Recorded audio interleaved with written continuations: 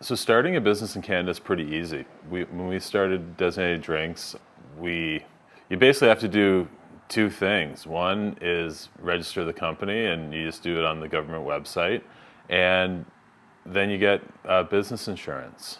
And for about $100, you're good to go. So we started the company as a sole proprietorship.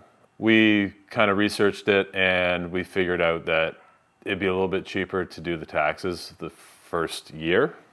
And so that's why we did the sole. Now, we eventually incorporated just recently, actually. But ultimately, you just need two things. You need the register the company on the government website and business insurance, and you're good to go. So from there, you have to find the domain name. We chose designateddrinks.ca. That took an hour or two to kind of register all that. And then what else is there? We applied for a trademark. That was a little bit more involved. But ultimately, you can start a company kind of in a morning. After doing it, or whenever anybody wants to start a business, I love sitting down with them and just kind of laying out just how simple it is. Now, where it gets difficult is, you can get all this paperwork in line, but until you start either selling a service or selling a product, that's where the challenge actually is. So we had the company going, we were all set up, and because there was no competition when we started, there was no framework. I didn't even know if I could advertise on Google because nobody did. I didn't know if I could advertise on Facebook because nobody did. So I had to kind of navigate that because, we had this concept, this idea, but until anybody heard about what we were doing, it was just sort of you're screaming in a void, So understanding and navigating through the marketing side of the company was a bit more challenging because there's no framework, there's no roadmap, right? So now if somebody was to get into selling non-alcoholic drinks, they could just copy what we did, right? They could just look at our Facebook ad library and see all of the stuff because we've been doing it for so long. So that was one of the biggest challenges. There was no pathway that people could follow. That's something that our company kind of created.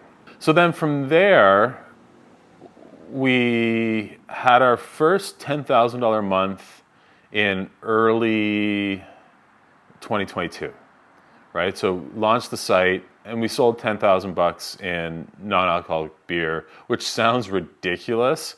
And that's not $10,000 profit, that's just top line revenue. And it was kind of a celebrated moment. We never imagined we could have moved that much product that quickly. But again, we were the OG in NA.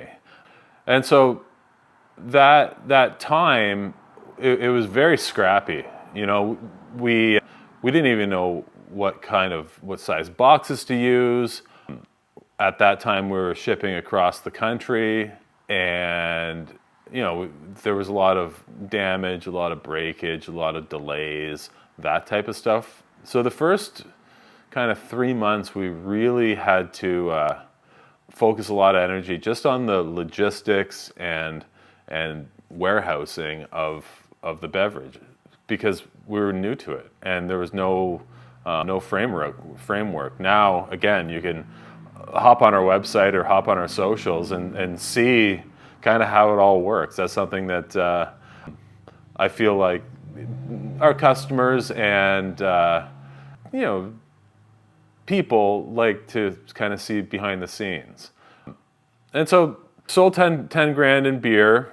We realized that we were onto something because we had to do like the chicken and egg thing where you can't start the business without buying the beer to see if people will buy the beer. You can't start the business and try to sell beer with no beer.